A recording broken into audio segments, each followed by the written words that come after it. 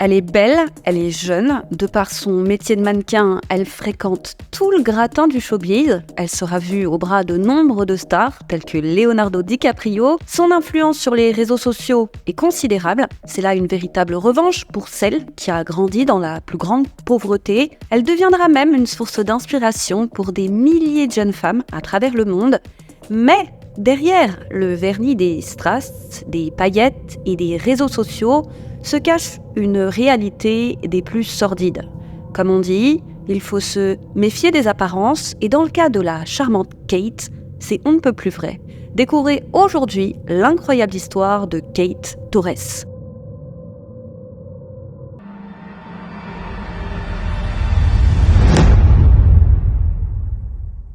Comme toujours les amis, n'hésitez pas à vous abonner et à liker la vidéo. Kate Torres est née le 24 octobre 1988. Elle grandit dans un quartier pauvre de la ville de Belém, au Brésil. Et le quotidien de la petite Kate est difficile. La raison principale, c'est la consommation excessive d'alcool de son père. Et avec le temps, les choses ne font qu'empirer.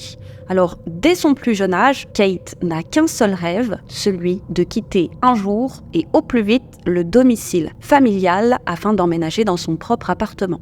Heureusement pour Kate, elle a la chance d'avoir une beauté incroyable et elle est si belle que tout son entourage commence de plus en plus à lui conseiller de devenir mannequin. Ce conseil ne va pas tomber dans l'oreille d'une sourde puisqu'à peine adolescente, Kate décide qu'il est grand temps de tirer parti de sa beauté, d'autant plus que grâce à l'argent du mannequinat, elle sait qu'elle pourra réaliser son plus grand rêve, à savoir déménager. C'est donc dès l'âge de 12 ans qu'elle commence les concours de beauté, mais c'est un véritable succès, puisqu'à l'âge de 14 ans, elle est repérée par l'agence Elite. Elle devient rapidement très populaire auprès des clients d'Elite Brésil.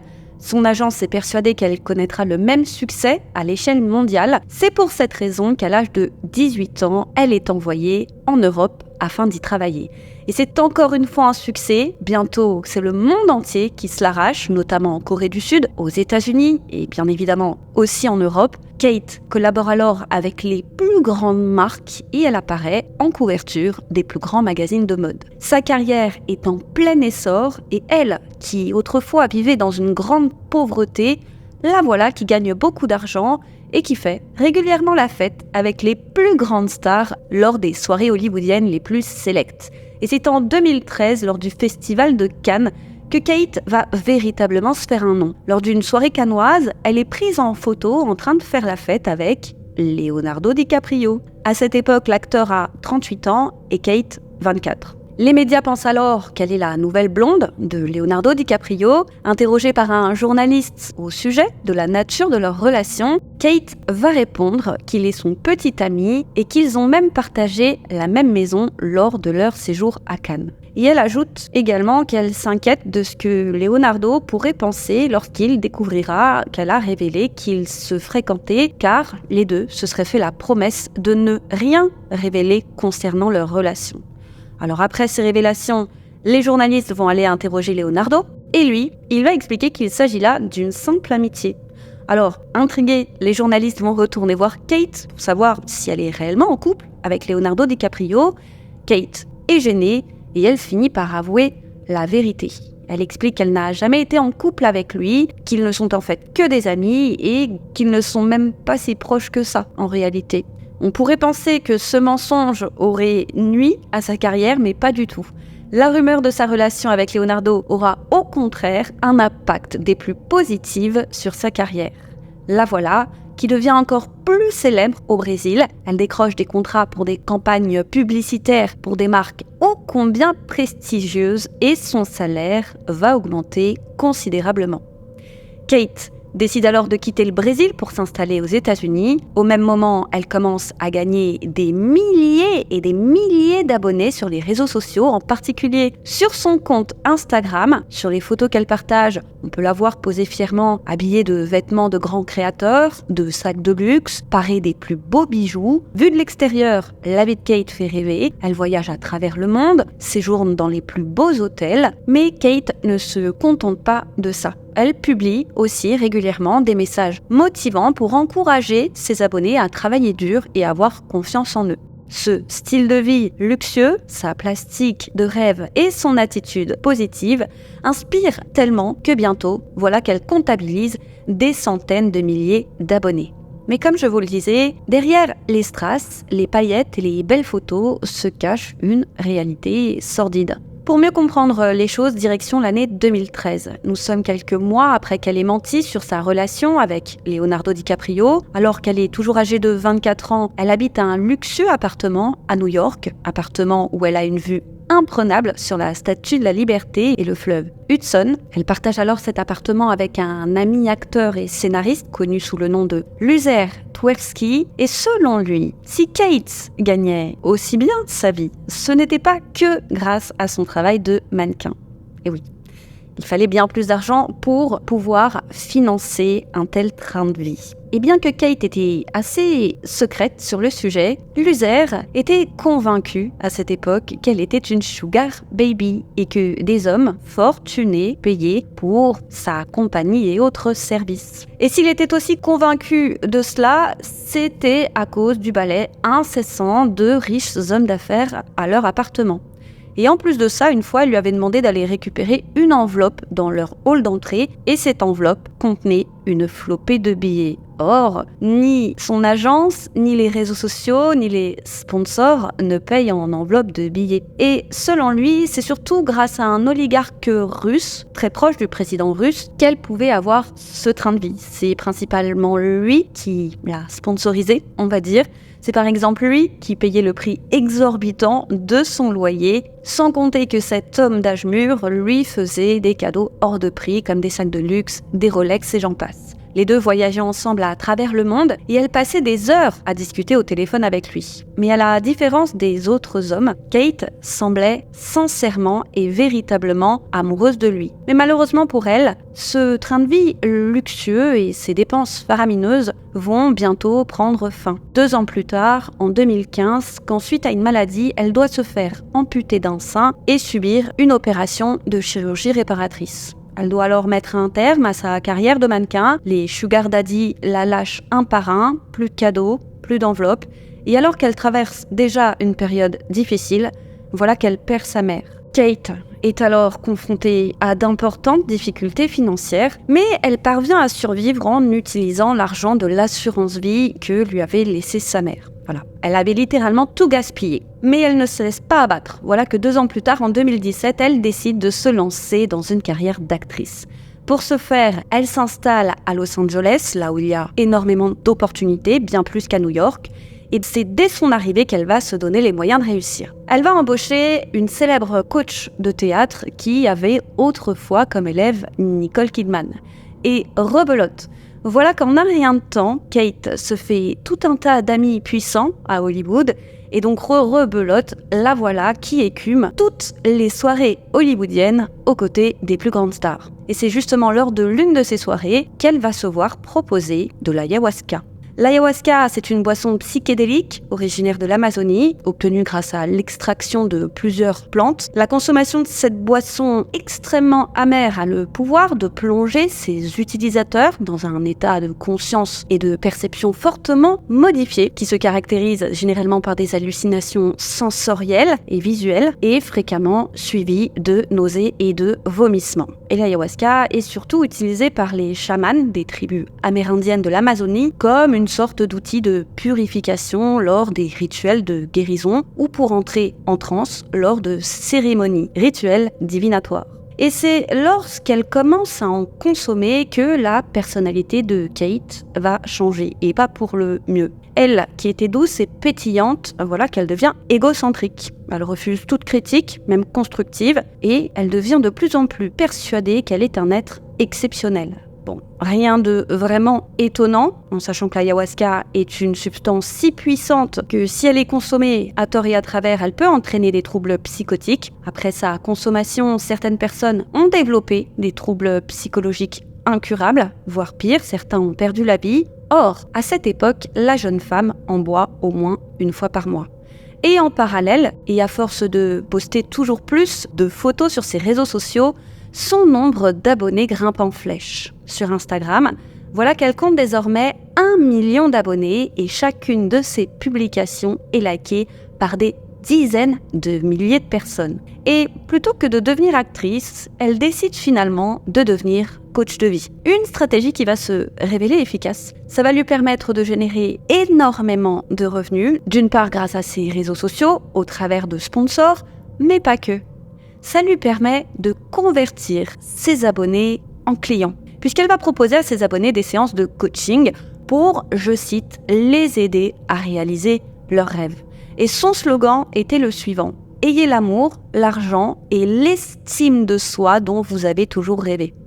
Et les prix de ces sessions variaient entre 14 $ et 129 $, selon le pays d'où était originaire la personne et donc son pouvoir d'achat. Elle crée également un site web pour leur permettre de réserver une séance de coaching, séance dont elle fait bien évidemment la promotion sur ses réseaux sociaux, et elle a tellement d'abonnés que ces séances de coaching vont rapidement rencontrer un franc succès. Ce sont des milliers de jeunes femmes à travers le monde qui vont se bousculer au portillon, persuadées que grâce aux conseils de Kate, elles auront la même vie de rêve qu'elle. Bien sûr, ces jeunes femmes qui, pour la plupart, la suivaient d'ailleurs depuis plusieurs années, ne connaissaient pas la réalité de son train de vie. Elles ne savaient pas que s'il était aussi flamboyant, c'était parce qu'elle a longtemps, disons, été sponsorisée par des sugar daddy, si vous voyez ce que je veux dire. Les séances de coaching proposées par Kate se déroulent via FaceTime ou par webcam. Elle échange avec ses clientes sur les difficultés qu'elles rencontrent dans leur vie personnelle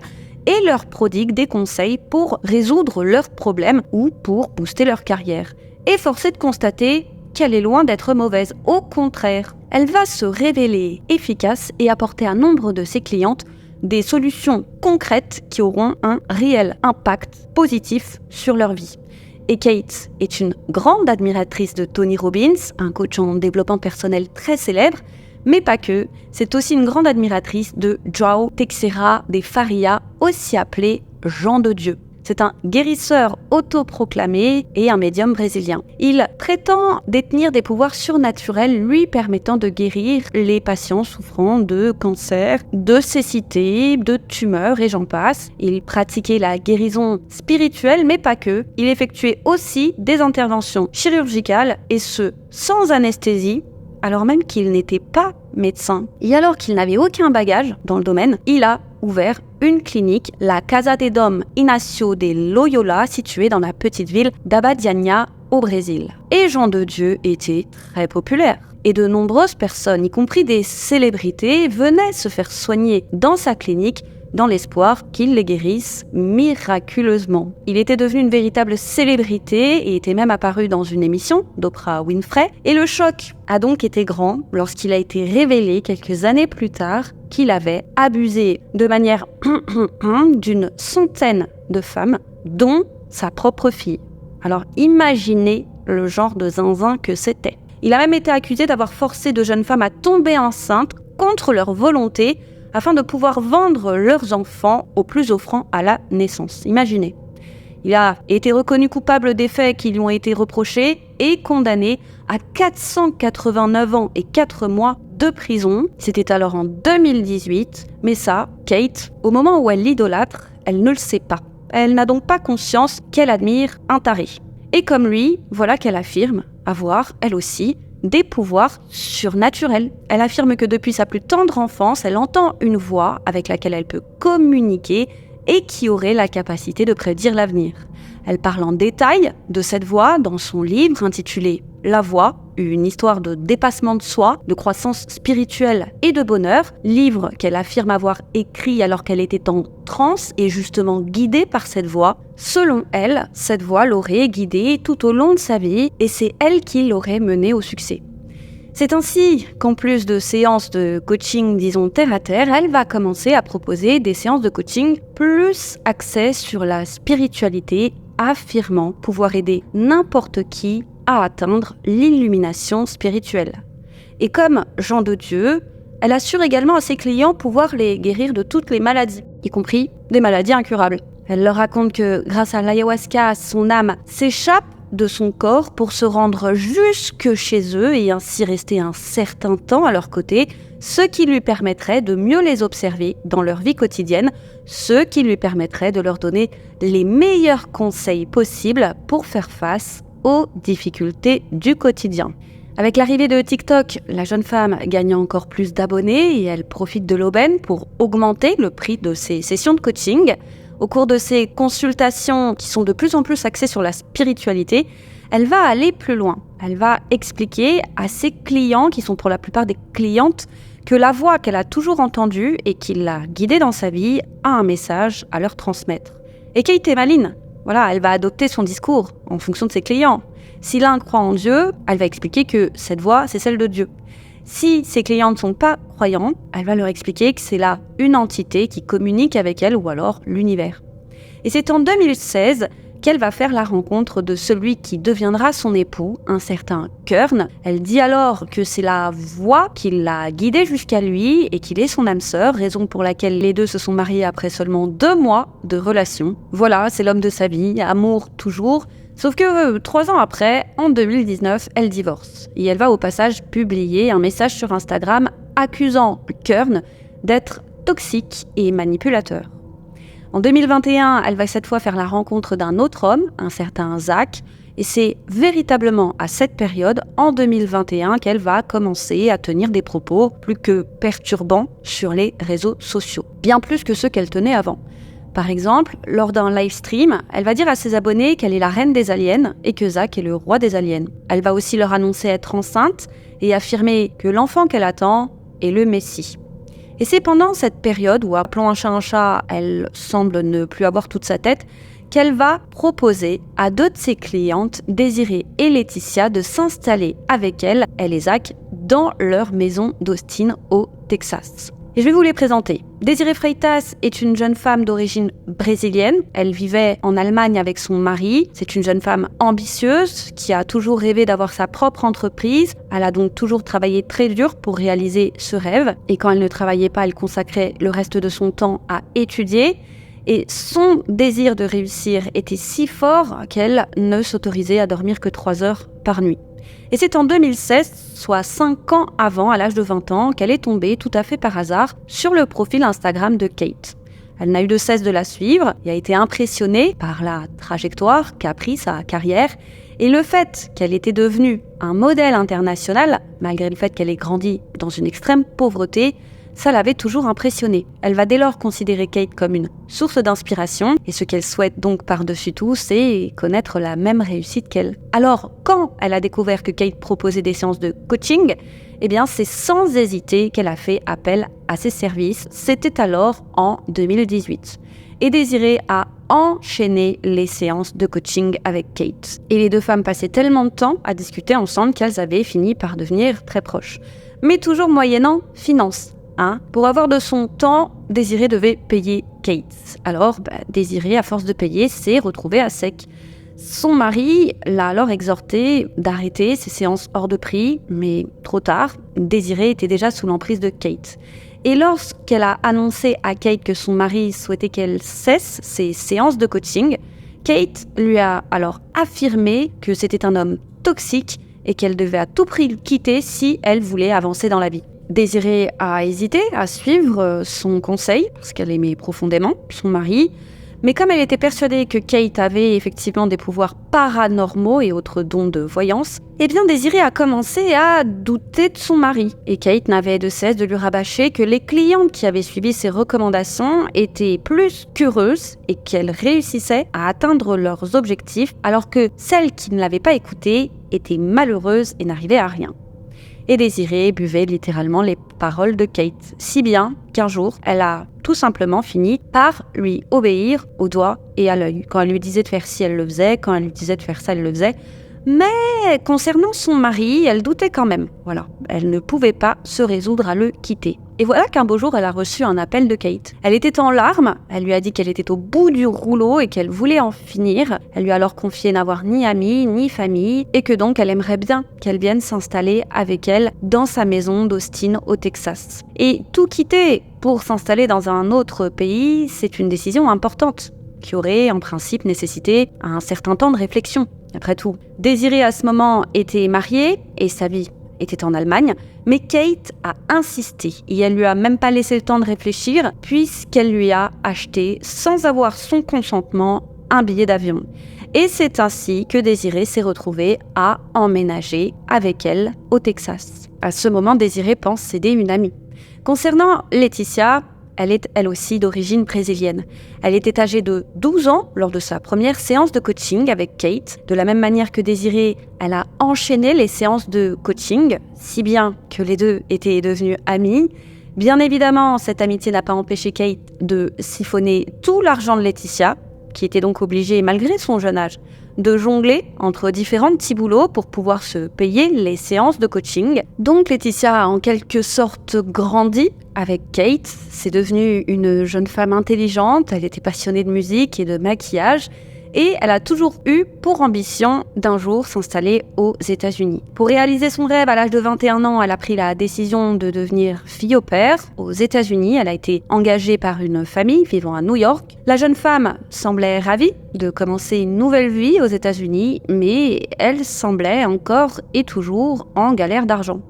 Pourtant, la famille chez qui elle travaillait lui versait un salaire. C'était pas non plus un salaire mirobolant, mais tout à fait correct, en sachant qu'il lui offrait le gîte et le couvert. Alors ses parents au Brésil étaient étonnés de la voir constamment leur demander de l'argent. Au départ, ils ont accepté de lui envoyer de l'argent, mais avec le temps, les sommes devenaient tellement importantes qu'ils ont fini par lui demander le pourquoi du comment. Alors Laetitia leur a expliqué que c'est parce qu'elle avait l'intention d'ouvrir un magasin de bonbons. Ses parents ont trouvé ça bizarre. Ils se sont demandé d'où lui était venue cette idée. Et ils se sont même demandé si c'était pas là une excuse pour demander toujours plus d'argent. Et puis un jour, ils en ont eu assez et ont refusé de lui donner quoi que ce soit. Et puis de toute façon, ils n'avaient plus les moyens. Laetitia, outrée, avait alors décidé de couper tout contact avec eux et elle a, dans la foulée, arrêté de travailler en tant que fille au père, affirmant que le père des enfants abusait d'elle. Heureusement pour elle, elle a pu compter sur Kate qui, pour éviter qu'elle ne se retrouve à la rue, lui a gentiment proposé de venir s'installer chez elle. Et voilà comment elle s'est retrouvée en 2021 à venir habiter chez Kate. Et elles ne vont pas tarder à être rejointes par une troisième femme du nom de Sol. À ce moment, Sol est elle aussi sans abri. Elle a vécu longtemps ici et là chez des amis. Elle s'était retrouvée dehors après avoir fui une relation toxique, sans compter qu'elle souffrait de problèmes de santé que la médecine moderne ne parvenait pas à traiter. Et c'est alors que son moral était au plus bas qu'une amie lui avait montré la page Instagram de Kate. Et en découvrant son histoire, elle a elle aussi été impressionnée par son parcours. Elle s'était dit que si Kate, issue d'un milieu très pauvre, avait réussi à devenir un grand top modèle, à travailler avec les plus grands, elle aussi pouvait réussir, du moins rebondir et reconstruire sa vie. Elle avait alors redoublé d'efforts pour tenter de s'en sortir. Elle s'était au même moment tournée vers la spiritualité pour tenter de trouver des solutions à ses problèmes de santé. Alors en 2021, quand elle a appris que Kate cherchait une nouvelle assistante, elle s'est immédiatement portée volontaire. À cette époque, Sol résidait dans un refuge, alors c'était là une opportunité en or. Et elle pensait pouvoir être utile à Kate grâce à sa pratique poussée du yoga. Elle avait été enseignante, sans compter qu'elle possède, elle aussi, des dons psychiques lui permettant de tirer les cartes. Les deux sont d'abord entrés en contact. Sol a très vite parlé à Kate de ses peurs, de ses peines, de son enfance difficile. Et au fil des conversations, elles ont fini par devenir très proches. Et c'est ainsi qu'elle a été acceptée en tant qu'assistante et qu'elle est venue s'installer dans la maison de Kate au Texas. Sa mission, c'était être l'assistante de Kate pour un salaire de $2000 par mois et la garantie pour elle qu'elle réalise ses rêves grâce, encore et toujours, à l'aide de Kate. Mais la réalité se révélera tout autre et bien plus sombre, ce dont aucune de ces trois femmes ne se sont doutées au moment de leur emménagement, c'est qu'elles ont mis les pieds dans ce qui n'est ni plus ni moins qu'une secte. À leur arrivée, Kate leur explique qu'il y a beaucoup de cambriolages dans le quartier et que donc il serait préférable que ce soit elle qui garde leur passeport et leurs autres effets personnels dans sa chambre. Évidemment, et comme vous vous en doutez déjà, c'est là un piège. Ce n'est pas par sécurité que Kate fait ça, mais pour avoir la garantie qu'elle ne puisse pas s'échapper. Et pour les mettre en confiance, elle va les présenter à ses abonnés, les surnommant son clan de sorcières. Et c'est presque dès leur arrivée que Kate va les conduire dans l'une des chambres de la maison, chambre qu'elle réserve à la pratique de la sorcellerie, où se trouve un grand autel, des bougies en veux-tu, en voilà, et des images religieuses. Le but de Kate est de pratiquer des rituels pour garantir la protection, la bonne santé et la prospérité de son clan de sorcières. Du moins, c'est ce qu'elle dit.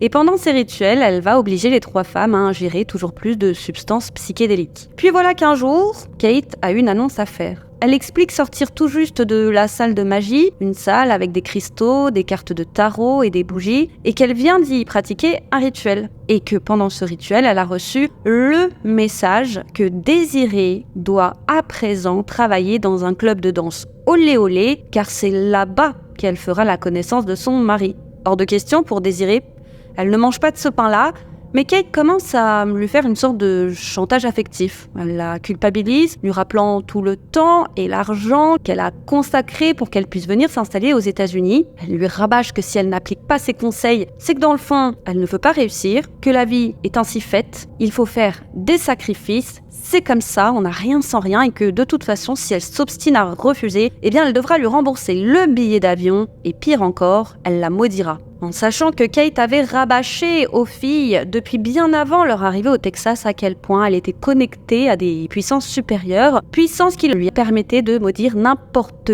qui, et qu'une fois qu'elle maudissait quelqu'un, de terribles choses lui arrivaient. Donc Désirée, comme les autres, était terrifiée à l'idée de se faire maudire. Ça, plus cette histoire de dans la vie on n'a rien sans rien, les sacrifices, tout ça, Désirée finit par accepter, et c'est le cœur lourd qu'elle rejoint le Max Smith Club. La voilà donc qui doit presque chaque soir s'effeuiller devant une foule d'inconnus, elle qui a pourtant toujours été très pudique. Et oui, c'est comme ça, elle pense qu'elle n'a pas le choix. Et bientôt, c'est au tour de Sol de déchanter. Elle va rapidement se rendre compte que le conte de fées tant espéré n'est pas au rendez-vous, puisque Kate l'oblige à travailler 24 heures sur 24, 7 jours sur 7, sans compter, et qu'elle la traite de plus en plus comme une boniche. Au fil du temps, Sol commence à réaliser que l'ambiance dans la maison est vraiment étrange, si étrange qu'elle se sent mal à l'aise. Et ce qui est étrange, c'est pas seulement l'ambiance, ce sont les règles instaurées par Kate. Les filles ne peuvent pas quitter leur chambre sans sa permission, par exemple. Même lorsqu'elles souhaitent se rendre aux toilettes, elles doivent demander l'autorisation à Kate. Et si Kate refuse, eh bien elles doivent rester dans leur chambre et se retenir. Il leur est aussi interdit de communiquer avec leurs proches. Kate leur a même ordonné de bloquer tous les contacts de leur téléphone pour que personne ne puisse les contacter. Et bientôt, voilà que les filles ont l'interdiction de se parler entre elles. Et ça, c'est assez extrême, parce que d'ordinaire, dans ce genre de culte, les membres sont quand même autorisés à communiquer entre eux. C'est avec le monde extérieur qu'on leur interdit de communiquer. Donc Kate va très loin, et elle va avoir ce qu'elle veut, puisque voilà les 3 femmes complètement isolées. Et c'est sans doute pour cette raison qu'elles vont accepter de faire tout un tas de choses dégradantes. Et oui, sans le soutien de leurs proches, elles sont dans l'incapacité de prendre du recul et de réaliser à quel point les demandes de Kate sont malsaines et que son seul et unique but, c'est de se faire de l'argent sur leur dos ou de les exploiter. De son côté, Désirée va devenir l'une des danseuses les plus appréciées des clients de l'établissement. Elle se fait appeler tantôt Brasil, tantôt Chanel. Bientôt, la voilà qui travaille 7 jours sur 7. Elle arrive tôt le matin et part tard le soir. Elle travaille sans relâche, mais gagne énormément d'argent. Et bien sûr, ce n'est pas elle qui profite de cet argent, c'est Kate. Kate lui prend tout et elle planque le butin dans le coffre-fort situé dans sa chambre. Et bien évidemment, elle le dépense comme si c'était le sien. Et pour justifier ça, elle va expliquer à Désirée qu'en lui donnant comme ça son argent, elle fait une bonne action et qu'elle sera bénie. Et Désirée la croit. Voilà, elle est complètement sous emprise. Elle est même ravie de pouvoir l'aider financièrement. Elle pense que plus elle l'aidera financièrement et plus elle sera bénie. Mais il y en a une qui a de plus en plus de mal à boire les paroles de Kate, c'est Sol. Un jour, elle va entendre une conversation téléphonique des plus troublantes. Elle entend Kate dire à l'une de ses clientes qu'elle devra vendre son corps au Brésil en guise de punition pour lui avoir désobéi. Et là, ça fait tilt. Sol comprend qu'elle doit partir et au plus vite. Et c'est après 42 jours chez Kate qu'elle va réussir à discrètement contacter l'un de ses ex et qu'elle va réussir à s'enfuir grâce au plan monté ensemble. Ouf, elle est sauvée. Sol ne reviendra jamais, mais sous emprise, elle vivra encore un bon moment dans la peur que Kate ne se venge en lui lançant un sort. Bon, ça n'arrange pas les affaires de Kate, mais c'est comme ça. Elle comprend que Sol ne reviendra jamais, alors elle va toujours plus se concentrer sur ses autres poulains. Voilà qu'un jour, elle décide que si Désirée ne ramène pas chaque soir au minimum 1 000 $, elle devra dormir dehors. Désirée arrive sans trop de mal à gagner chaque jour cette somme et Kate s'en rend compte. Alors après quelques semaines, elle va fixer un montant plus élevé, à savoir 3 000 $. Et là, c'est beaucoup plus compliqué. Cette fois, Désirée ne va pas toujours parvenir à réunir cette somme et la pauvre devra dormir dehors à plusieurs reprises. Et ce mode de vie est éreintant. Et il n'est pas sans conséquence sur Désirée. À force déjà de faire un travail qu'elle ne veut pas faire et ce sans compter ses heures, la voilà qui devient complètement épuisée tant physiquement que psychologiquement. Alors elle va à plusieurs reprises demander à Kate de pouvoir arrêter de travailler au club. Mais Kate refuse. Elle lui dit même qu'elle a dû accomplir de nombreux rituels de sorcellerie pour qu'elle puisse être acceptée dans ce nightclub. Elle lui reproche même de ne pas avoir la foi, de ne pas faire confiance à Dieu et aux anges. Après tout, ce sont eux qui lui ont dit que son futur mari l'attendait là-bas. Mais au bout d'un certain temps, Kate va se raviser et voilà qu'elle annonce à Désirée une nouvelle qu'elle attendait depuis longtemps, à savoir qu'elle peut arrêter de danser. Mais elle lui suggère en passant d'exercer une activité beaucoup moins fatigante et ô combien rentable. Vous voyez les choses venir, j'imagine.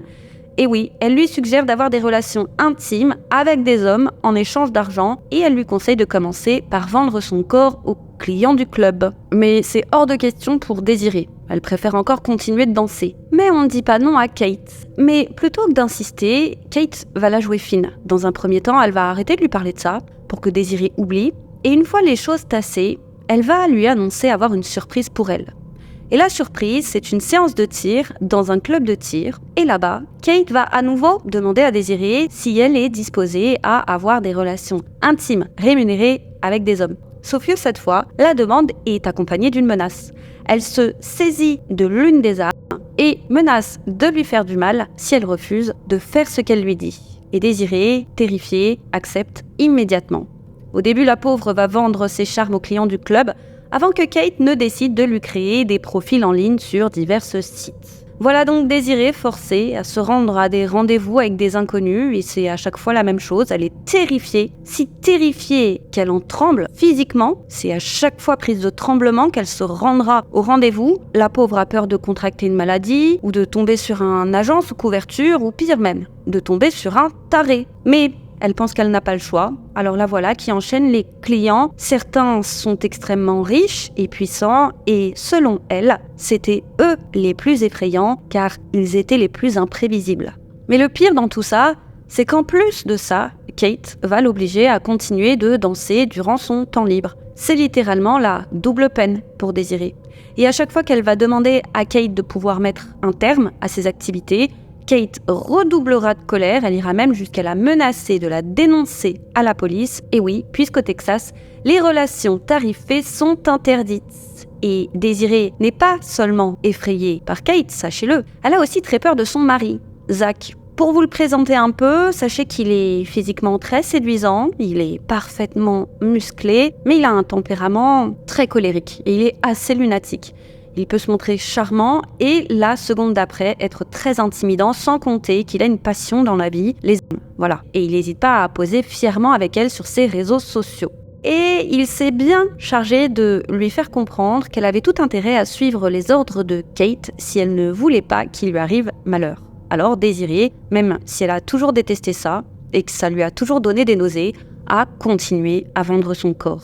Et vous l'aurez probablement déjà remarqué, on n'a pas encore parlé de la troisième jeune femme, à savoir Laetitia, l'ex-fille au père. Eh bien, comme Désirée, elle va, elle aussi, être obligée de danser dans un club. Et quand je dis danser, vous voyez exactement ce que je veux dire. Tout comme Désirée, elle a consenti à le faire, mais elle en a eu très vite assez. Alors quand elle a annoncé à Kate qu'elle voulait arrêter, Kate lui a suggéré de travailler à l'horizontale. Elle lui a dit qu'elle gagnerait en 1 heure ce qu'elle gagnait en 15 heures au club. Mais pareil que Désirée, Laetitia ne veut pas. Mais comme vous le savez, c'est très compliqué de dire non à Kate. Kate qui exerce alors une emprise totale sur Laetitia. Elle n'a de cesse de la manipuler et rappelons qu'elle n'a plus personne dans sa vie.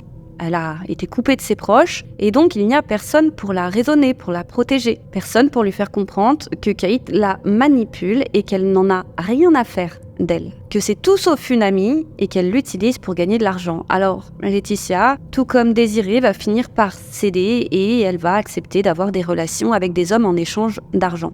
Et c'est à peu près au moment où elle a commencé à obliger les 2 femmes à vendre leur corps que Kate a commencé à nouveau à poster des messages assez perturbants sur les réseaux sociaux. Dans ses publications sur Instagram, voilà qu'elle affirme être Jésus-Christ, le Messie. Et ces publications douteuses, plus le fait qu'il n'ait aucune nouvelle de leurs proches, eh bien les familles de Désirée et Laetitia vont décider conjointement en septembre 2022, soit 1 an après leur arrivée, de déclarer leur disparition à la police. Et ils sont convaincus que Kate les retient captives et qu'elle les oblige à vendre leur corps.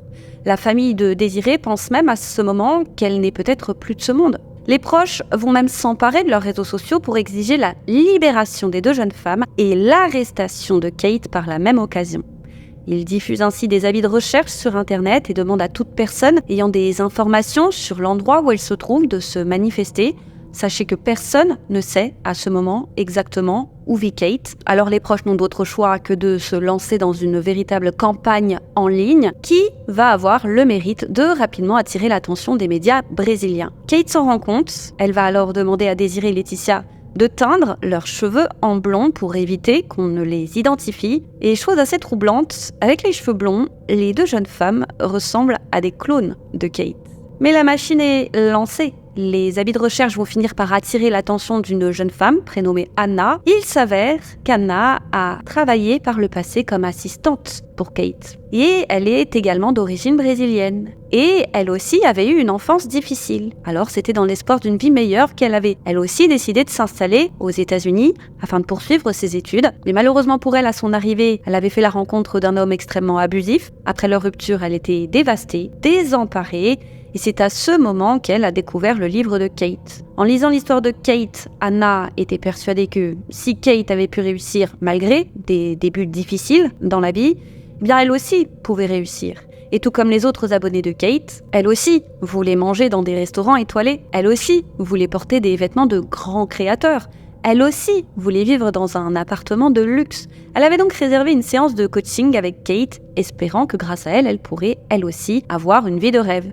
Et vous connaissez la chanson, ou plutôt le mode opératoire. Au fil des séances, Kate et elle ont fini par devenir très proches et c'est en 2019 que Kate lui a proposé de l'embaucher comme assistante et ainsi de la faire déménager chez elle.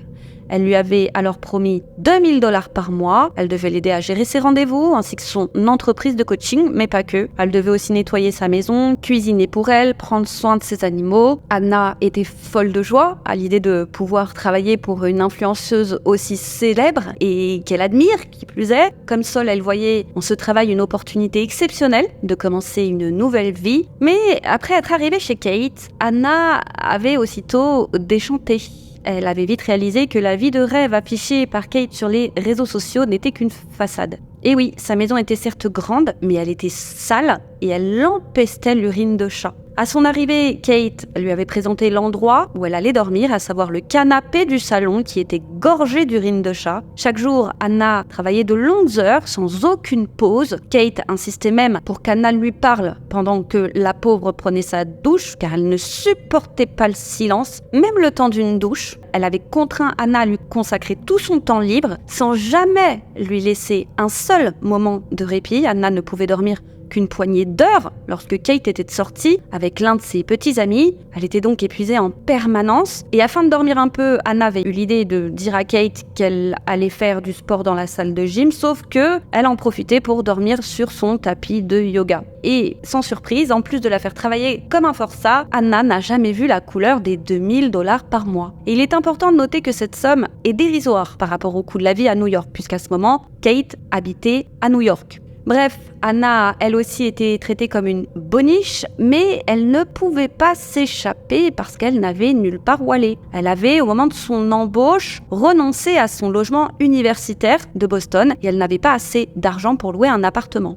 Mais par chance, alors qu'elle travaillait pour Kate depuis 3 mois, elle a rencontré un homme et ils sont tombés amoureux et il était si amoureux qu'il lui avait proposé de venir habiter chez lui. Anna avait accepté, elle avait annoncé à Kate son intention de déménager, elle lui avait aussi demandé de lui verser les 3 mois de salaire. Sans surprise, Kate s'est montrée plus qu'agressive, ce qui a profondément choqué Anna. Ça a réveillé en elle les souvenirs des mauvais traitements qu'elle avait dû subir de la part de son ex-petite amie par le passé. Anna avait donc sans hésiter et sans tarder pris ses clics et ses claques. Et d'après elle, avec le recul, il est clair que Kate l'a manipulée et qu'elle prenait plaisir à l'exploiter. Mais malgré sa terrible expérience, Anna, tout comme Saul, a eu très peur de rompre tout contact avec Kate. Elle a, elle aussi, cru que grâce à ses pouvoirs surnaturels, elle pouvait la maudire. Alors, elle a fait semblant de discuter encore avec elle. Et c'est à l'automne 2022, lorsqu'Anna est tombée sur des vidéos traitant des disparitions de Désiré et Laetitia, qu'elle a décidé de contacter les autorités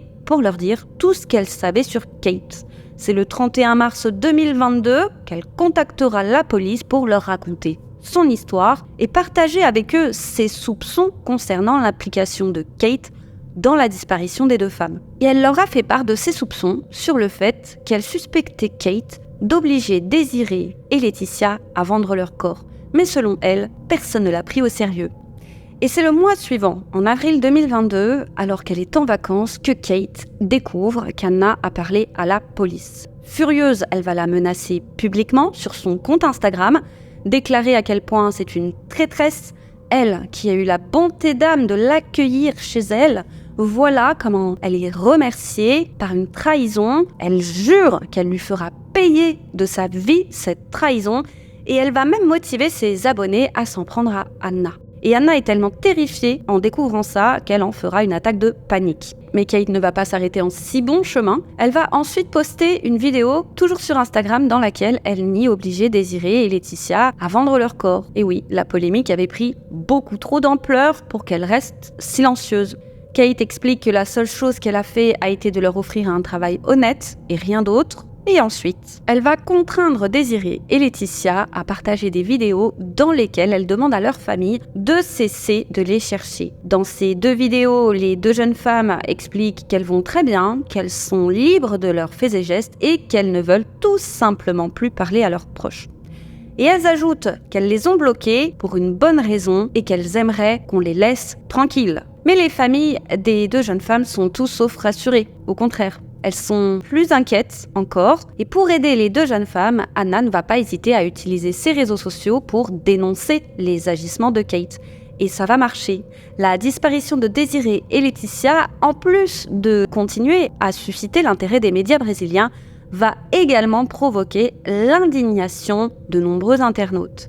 La page Instagram Searching Désiré, créée par les familles, va prendre de plus en plus d'ampleur. Les appels à l'aide des familles vont même finir par attirer l'attention d'un célèbre mannequin brésilien du nom de Yasmine Brunet.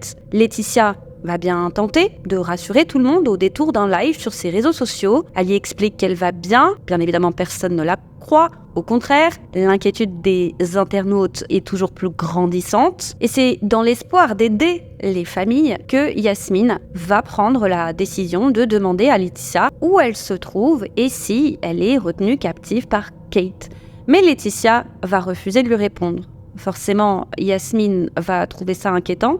Alors elle va utiliser son énorme influence qu'elle a sur les réseaux sociaux, forte de ses millions d'abonnés, pour alerter l'opinion publique sur la situation dans laquelle se trouve Désiré et très probablement Laetitia. Et forcément, l'intervention de Yasmine va rendre Kate folle de rage. Elle va alors à son tour se saisir de ses réseaux sociaux et menacer Yasmine d'utiliser la magie noire pour la maudire. Mais pas que. Elle va aussi en profiter pour se moquer de son apparence physique. Elle va dire à quel point Yasmine est moche et qu'elle aurait bien aimé la voir avant la chirurgie. Et là, on nage en plein délire. En plus d'être puérile, c'est complètement faux. Yasmine est une très belle femme, mais ce qui fait sa vraie valeur, c'est sa beauté intérieure, après tout. Elle est l'une des rares, si ce n'est la seule personnalité publique, à vraiment s'inquiéter du sort des 2 disparus. Et ça, Kate, elle compte bien le lui faire payer. Et voici sa stratégie. Elle va forcer Laetitia à publier une vidéo sur sa page Instagram dans laquelle elle accuse Yasmine de l'avoir kidnappée avec Désiré et de les avoir obligés à vendre leur corps. Dans cette vidéo, elle déclare qu'elle a réussi à s'échapper, mais que Yasmine retient toujours Désiré captive. En réponse, Yasmine va partager une story Instagram dans laquelle, forcément, elle va nier ses accusations. Elle va même expliquer avoir contacté la police de Sao Paulo, avoir déposé plainte également, parce que ce type de diffamation ne doit jamais être prise à la légère. Après tout, elles peuvent détruire la vie d'une personne. Et elle va, dans la foulée, préciser qu'elle ne peut malheureusement rien dire de plus, car ses avocats lui ont conseillé de ne plus rien dire sur l'affaire. Et c'est véritablement grâce à l'intervention de Yasmine et à sa grande visibilité que la police sera contrainte d'enfin prendre les disparitions de Désiré et Laetitia au sérieux. Quant aux familles, elles ne sont pas en reste et bientôt, à force de recherche, elles vont découvrir ce qu'elles redoutaient tant en tombant sur les profils des 2 jeunes femmes sur des sites où des jeunes femmes vendent leur charme. Et pour les familles, c'est sûr, c'est Kate qui les force. Et alors que la police commence à sérieusement se pencher sur l'affaire, des internautes vont finir par trouver l'adresse de Kate. Et lorsque Kate l'apprend, elle prend peur et décide de déménager dans le Maine, emportant dans ses bagages ses 2 poules aux œufs d'or, à savoir Désiré et Laetitia. En menant leur enquête, les policiers apprennent l'existence des profils de Désiré et Laetitia sur les fameux sites. C'est déjà une bonne avancée, mais ça ne prouve en rien que Kate est impliquée. Mais même si ça ne prouve rien, les policiers ne sont pas dupes. Ils ont tout de même la sensation que Kate est loin d'être aussi innocente qu'elle le prétend, mais ils ont besoin de plus de preuves pour la faire tomber. Alors pour en avoir le cœur net, ils vont la contacter via FaceTime et lui demander qu'elle leur passe Laetitia et Désiré afin qu'ils puissent leur poser quelques questions. Leur objectif est de s'assurer qu'elles vont bien et que Kate ne les retient pas captives. Kate leur rétorque qu'elle ne comprend pas pourquoi tout le monde est si inquiet pour Désiré et Laetitia. Elle explique qu'elles sont venues s'installer chez elle de leur plein gré, qu'elle ne les a jamais obligées à faire quoi que ce soit et que les 2 l'aident simplement dans son entreprise de coaching. Elle affirme qu'elle s'occupe bien d'elle et ajoute que toutes ces rumeurs ne sont qu'un ramassis de mensonges inventés de toutes pièces par ses haters. Mais les policiers insistent. Ils veulent parler à Désiré et Laetitia, alors Kate n'a pas le choix. Voilà donc les 2 qui apparaissent en FaceTime. L'un des policiers demande si Kate les traite correctement et si elles ont la possibilité de quitter son domicile quand bon leur semble. Désiré et Laetitia vont affirmer être traitées avec respect, qu'elles sont libres de faire leur propre choix et de quitter le domicile de Kate quand elles le souhaitent, alors que bien évidemment c'est faux. Mais ce dont elles ne se doutent pas, c'est qu'en plus d'avoir enregistré l'appel, les policiers ont réussi à capturer un bref instant de la conversation entre les 3 femmes avant qu'elles ne soient mises en contact avec la police. Vous savez, il arrive parfois en FaceTime, c'est d'ailleurs pareil pour les réunions Zoom, qu'avant qu'on soit mis en contact avec notre interlocuteur, il y ait un léger retard. Et comme l'écran est noir, on peut penser que la personne ne nous entend pas. Or, il arrive que notre interlocuteur puisse à la fois déjà nous voir et nous entendre. Et c'est justement ce qui s'est passé ce jour-là. Et dans ce laps de temps, on pouvait entendre Kate menacer Désiré et Laetitia. Elle leur disait de se méfier des policiers, qu'ils avaient plus d'un tour dans leur sac pour les faire parler et que si elle disait quoi que ce soit, elle se fâcherait et qu'elle les jetterait dehors. Et ça, c'est une technique bien connue. Voilà, chez nombre de proxos, ils ont souvent tendance à essayer de convaincre leurs victimes que la police n'est pas là pour les aider, mais qu'au contraire, elle est là pour les enfoncer. Et ils font même croire à leurs victimes qu'en contactant les autorités, elles courent le risque de se retrouver en prison puisque vendre ses charmes est interdit. C'est souvent donc pour ça que les victimes ont peur de parler à la police. Et donc, cet enregistrement conforte les enquêteurs dans leur idée que Kate maintient Désiré et Laetitia sous emprise. Et ils ne vont pas s'arrêter en si bon chemin. Dans la foulée, en novembre 2022, un policier va réussir à convaincre Kate de venir au commissariat avec Désiré et Laetitia pour s'assurer que les 2 jeunes femmes se portent bien. Les voilà donc qui débarquent au bureau du shérif du comté de Franklin, toujours dans le Maine. Et c'est de leur arrivée que les enquêteurs vont être intrigués par l'attitude étrange de Désiré et Laetitia. Elles ont l'air comme terrifiées. Il est évident que quelque chose ne va pas. Elles vont être chacune interrogées séparément. Lorsqu'un enquêteur demande à Laetitia si elle va bien, elle lui répond que oui. Elle lui explique avoir quitté le Brésil en raison du comportement abusif de son père. Elle dit que c'est pour ça qu'elle ne parle plus à ses parents. Son père est selon elle un homme dangereux. Et c'est pour garantir sa sécurité qu'elle n'a eu d'autre choix que de rompre tout contact avec ses proches. Elle va expliquer que Kate l'a sauvée de cet environnement familial toxique et qu'elle habite chez elle de son plein gré. Et Désirée aura sensiblement le même discours, elle est bien traitée, a fui un environnement toxique et Kate l'a sauvée. Mais pendant leurs interrogatoires, les deux jeunes femmes semblent fermées.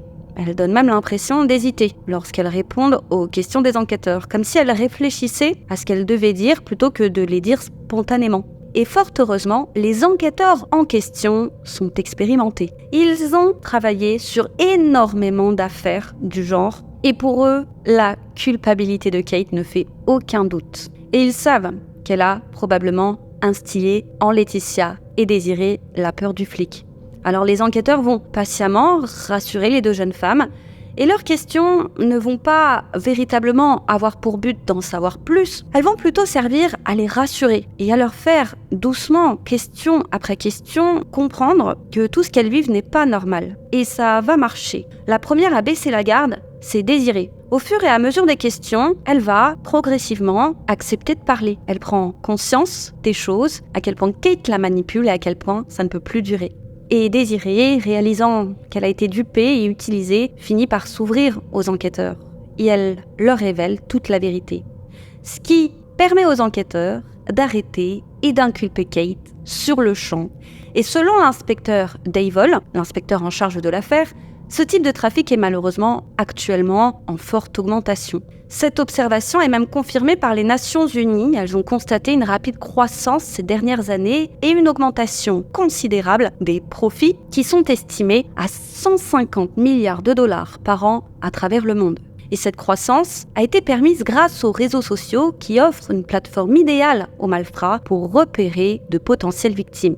Ils peuvent ainsi plus facilement créer une pseudo-relation de confiance avec elles pour pouvoir mieux les manipuler afin d'atteindre leur but. Bref, c'est après l'arrestation de Kate que Laetitia se sentira suffisamment en sécurité pour tout avouer. Elle a même fini par admettre que Yasmine et son père étaient innocents de tout ce dont elle les accusait et que c'était l'idée de Kate, bien sûr. Et elle a ajouté que Kate était la seule personne à lui avoir fait du mal, qu'elle était le seul monstre dans toute cette histoire. Kate a, quant à elle, été renvoyée au Brésil afin d'y être jugée. Quelques semaines plus tard, en décembre 2022, Désirée et Laetitia vont à leur tour aller au Brésil et c'est heureuse qu'elles ont pu revoir leurs proches.